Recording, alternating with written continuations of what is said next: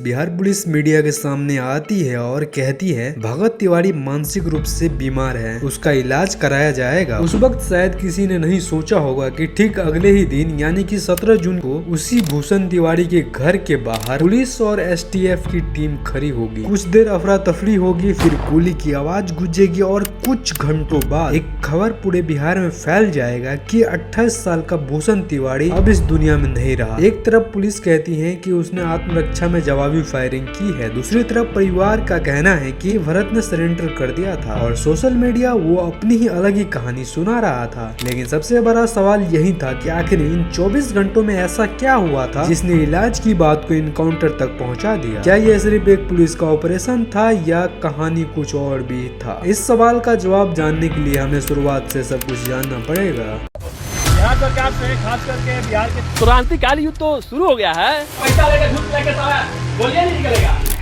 भोजपुर जिले का बेलौती गांव यही रहता था 28 साल का भरत भूषण तिवारी। उसके पिता काशीनाथ तिवारी जो कि खुद बिहार पुलिस में हवलदार रह चुके हैं। गांव वालों के मुताबिक भरत हमेशा ऐसा लड़का नहीं था जिसके लिए एक दिन पूरा बिहार बहस करेगा। वो बाढ़, नदी कटाव और बेघर हुए लोगों की समस्या के लिए बात करता था, सरकारी दफ्तरों की चक्कर लगाता था, अधिकारियों से सवाल पूछता था और जब उसे लगता था कि उसकी बात नहीं सुनी जा रही है तो वो फेसबुक लाइव शुरू कर देता था। धीरे धीरे उसकी वीडियो वायरल होने लगे, कई लोग उसे समाज सेवी कहने लगे। लेकिन कुछ लोगों के मुताबिक समय के साथ उसके अंदर गुस्सा बढ़ने लगा और फिर एक वीडियो सामने आया जिसने सब कुछ बदल दिया। चलिए सबको दिखने दीजिए।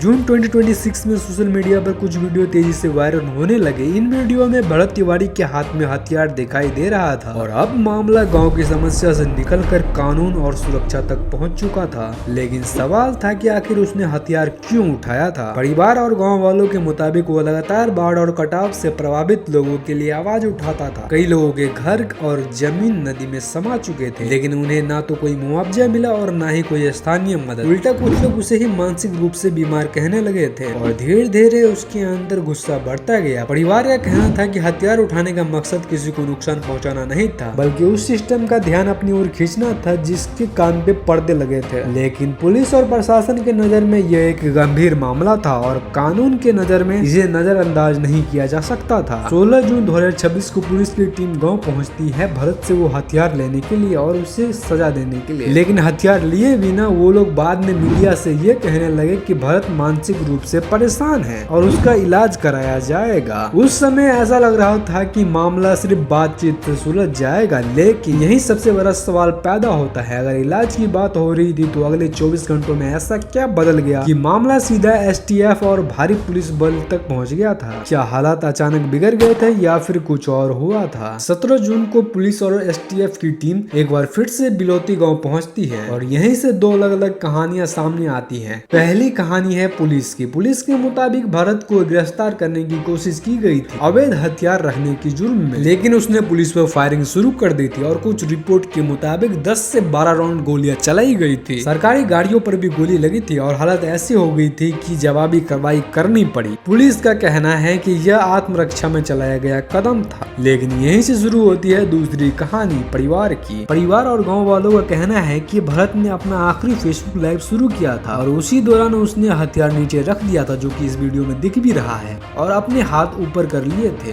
गांव वालों का ये कहना है कि सरेंडर करने के बावजूद भी उसे 4 गोली मारी गई थी और यहीं से फर्जी इनकाउंटर का आरोप शुरू हो गया। और कुछ घंटों में भरत की आखिरी वीडियो हजारों लोगों तक पहुंच गया। पूरा बिहार 2 हिस्सों में बट चुका था। घायल भरत को हॉस्पिटल ले जाया गया, लेकिन कुछ घंटे बाद खबर आई कि इलाज के दौरान उसकी मृत्यु हो गई। और इसके बाद भोजपुर में विरोध प्रदर्शन शुरू हो गया। आरा बक्सर हाईवे जाम कर दिया गया। नारेबाजी शुरू हो गया कि परिवार की मांग थी कि पूरे मामले की निष्पक्ष जांच हो। और इसी बीच प्रोटेस्ट और सरकारी काम में बाधा डालने के आरोप में भरत के पिता, भाई और कुछ अन्य लोगों पर भी मामला दर्ज किया गया, जिससे विवाद और भी बढ़ गया। सोशल मीडिया पर भरत का आखिरी फेसबुक लाइव तेजी से वायरल होने लगा। मामला सिर्फ भोजपुर का नहीं रहा, पूरा बिहार और फिर पूरा देश इस पर चर्चा करने लगा। कई लोग पुलिस के समर्थन में थे तो कई लोग सवाल पूछ रहे थे अगर उसने सच में सरेंडर किया था तो फिर गोलियां क्यों चली। थी। इसी बीच बढ़ते दबाव के कारण बिहार सरकार को सामने आना पड़ा और मुख्यमंत्री ने न्यायिक जांच के आदेश दिया और कहा कि एक रिटायर हाई कोर्ट जज पूरे मामले की जांच करेगा और